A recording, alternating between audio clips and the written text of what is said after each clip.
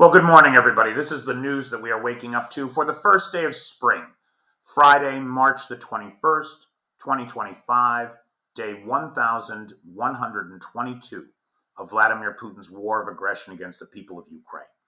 I'm Peter Alexievich, and last night we saw one of the biggest single night drone attacks in the history of the war. The Russian Federation sent against the territory of Ukraine 214 attack drones and decoys. Over half of them were shot down, right? Mobile air defense units do a great job. Over half of them shot down.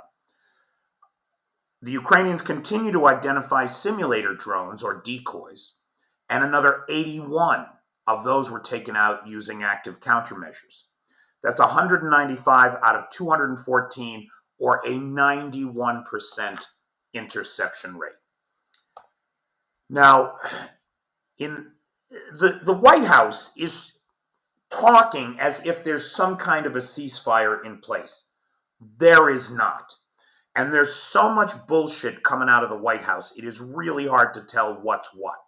Yesterday, we had the White House press secretary tell us that the minerals deal was over. We've moved past the minerals deal. We're going to be taking over Ukraine's nuclear power plants. Right?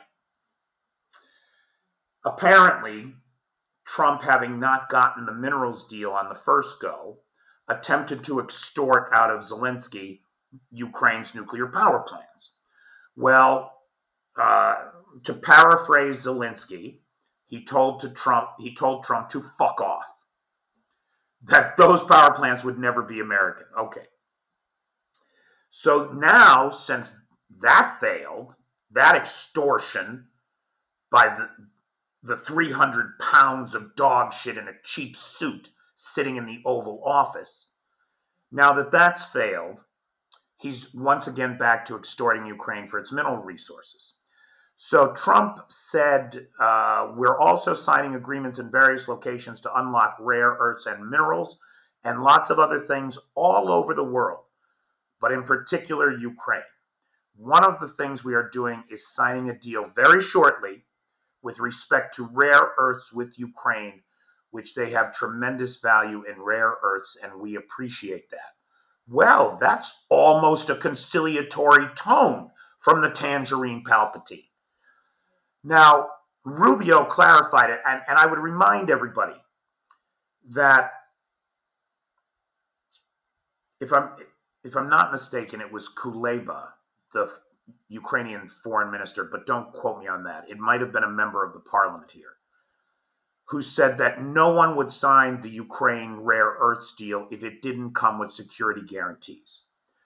Well, the Trump administration is not providing any security guarantees to Ukraine because it fully expects to divide Ukraine up, right? Trump fully expects to divide Ukraine up with his buddy Vladimir.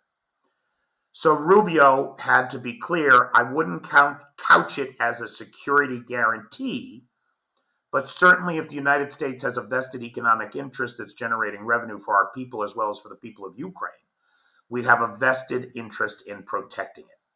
This is the lie. This is the con job. There were lots of American companies here doing business before the war. Where was the United States then? So this is nonsense, especially given the increasingly imperial ambitions that King Trump seems to want to force on North America. So again, I want to stress to everybody, there is no minerals deal. There is a proposed framework under which a minerals deal could be hashed out. And if by signing that framework, the Ukrainians manage to get more weapons, more of what they need to fight this war, if they think it's a good deal for them, then I think we should all support it, right? Remembering that there's still no deal, just a framework for a deal. And who's to say that the deal, complicated as these things are, might not take, say, 3 years and 11 months to work out? let's say. So we'll see. Now, Shoigu on the subject, now again, the White House is talking like there's a ceasefire. There is no ceasefire of any kind here. Shoigu had some interesting comments yesterday where he blamed the main difficulty, right, in coming to an agreement or coming to negotiation, is that the Ukrainian constitution prohibits negotiations on changing territorial integrity. Gosh, why do you think that was written into the Constitution? Because the Ukrainians knew that Russia was coming, trying to slice off pieces of this pie for themselves, which they've done in the past, right? Much of Kursk, much of Belgorod, much of Krasnodar Krai. You look at a map from 1914, it's all Ukraine. It's not Russia, right? Stalin took all that. So Shoigu, the real problem in getting a peace deal here is that the aggressor, the invader, wants to win. That's the problem. Not that Ukraine has a constitution that its lawmakers need to abide by. Yeah. Now, last night was a bad night in Odessa, boy. This is the scene of destruction from Odessa. To the best of my knowledge, only civilian locations were hit, including a historical cemetery, right? I mean, a lot of the shit in Odessa is 300 years old, like the cemetery. And so even the dead are not safe from the Russians, from the Russian menace. And you can see the fires raging in Odessa last night, the huge columns of smoke. Again, to the best of my knowledge, no military targets hit, only civilian infrastructure. And I believe that the casualty count, the last I saw, was 5 dead. Although with the double dozen people in the hospital, that number is likely to rise. Now, here's something very interesting. I'll play this while we talk about it, but it's spectacular video. In Sudza, there's a gas transmission station, right? It's the one that was shut down that used to carry gas to Europe. And the Ukrainians seized it when they went into Kursk back in November, and of course ensured the shutdown of the gas transiting through Ukraine. Now, somebody hit it last night. Wow, did they hit it? Huge explosion rocked the area, massive fire, gas spewing out of the pipeline and the transmission station on fire like flamethrowers. You can see some of them there, right? Now, there is some disagreement about who hit it. The Russians are saying, of course, that it was the Ukrainians.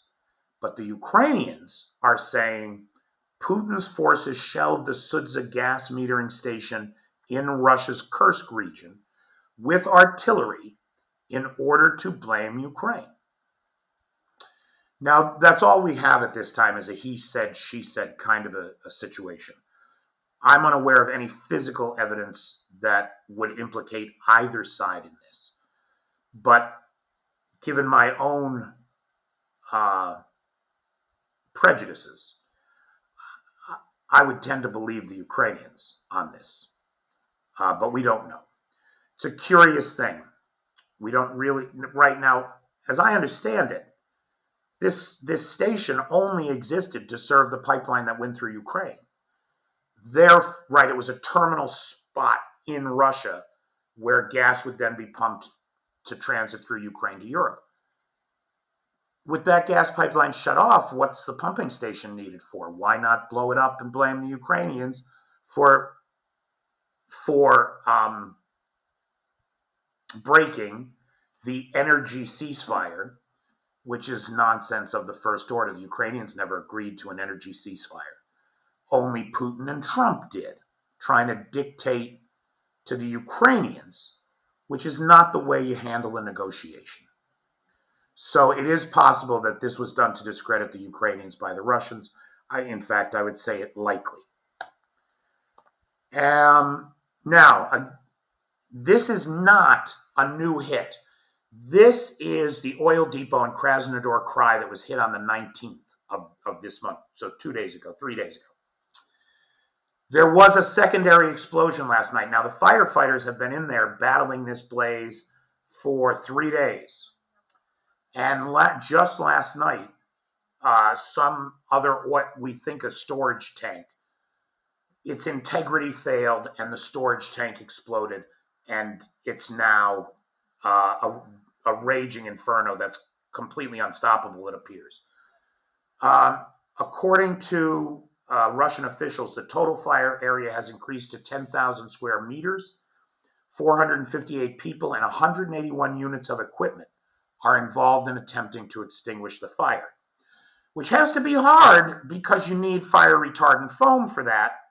And apparently there is a shortage of that in Russia. Gee, I wonder why. Where could all the fire retardant foam be going? Now, Viktor Orban continues to be a thorn in the side of the EU.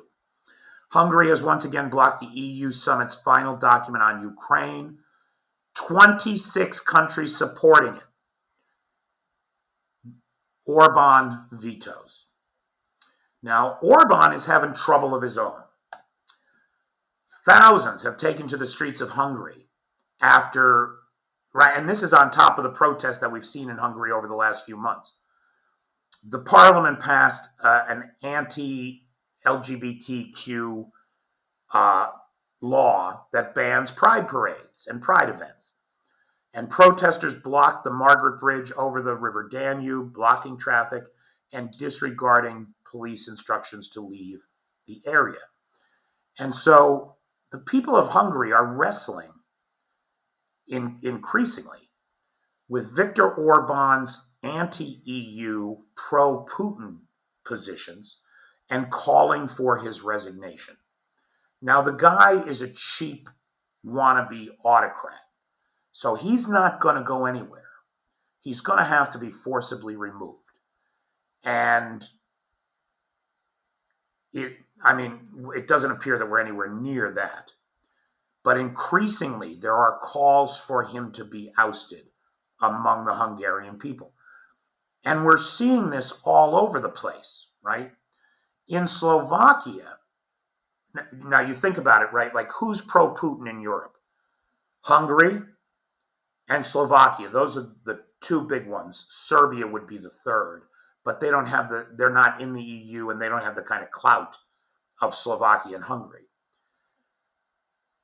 In Slovakia, there are people out in the streets protesting Fico and Fico's regime.